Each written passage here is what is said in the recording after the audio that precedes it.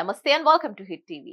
Young tiger NTR మరోసారి villain గా నటిస్తున్నాడా అని అంటే నిజమేనని అంటున్నారు. అది కూడా ప్రశాంత్ నీల్ సినిమాలో అనే టాక్ బయటికి రావడంతో ఈసారి మ్యాన్ ఆఫ్ మాసెస్ విశ్వరూపం చూడబోతున్నాము అనే చెప్పాలి. ఇప్పటికే కొంతవరకు ఎన్టీఆర్ లోని విలన్ యాంగిల్ చూసాం. జై లవకుశ సినిమాలో నెగిటివ్ రోల్ చేశాడు టైగర్. అలాగే టెంపర్ సినిమాలోనూ కాస్త నెగిటివ్ టచ్ ఇచ్చాడు.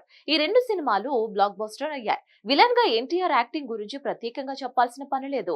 జై లవకుశ సినిమాలో 3 పాత్రల్లో విలన్ రోల్ హైలైట్ గా నిలిచింది. అయితే ఈ సినిమా బ్రదర్ డ్రామా కాబట్టి ఎన్టీఆర్ లోని అసలు సిసలైన విలన్ లోపలే ఉండిపోయాడని చెప్పాలి. మరి నిజంగానే ఎన్టీఆర్ విలన్ గా నటిస్తే ఎలా ఉంటుంది?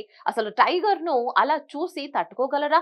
అందులోనూ ప్రశాంత్ నీల్ సినిమాలో అంటే మామూలు విషయం కాదు. మరి ఇక ప్రస్తుతం వార్ 2 సినిమాలో నెగిటివ్ షేడ్స్ ఉన్న క్యారెక్టర్ చేస్తున్న ఎన్టీఆర్ ప్రశాంత్ నీల్ సినిమాలోనూ అలాంటి పాత్రనే చేయబోతున్నాడు అనే న్యూస్ ఒకటి వైరల్ గా మారింది.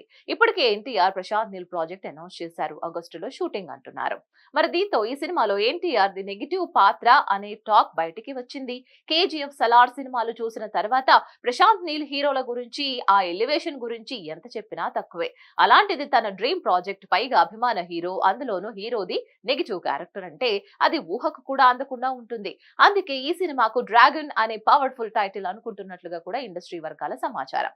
మరి మ్యాన్ ఆఫ్ మాసెస్ తో ప్రశాంత్ నీల్ ఎలా ప్లాన్ చేస్తున్నాడో చూడాలి. దీనిపై మరిన్ని అప్డేట్స్ కోసం stay tune to hit TV.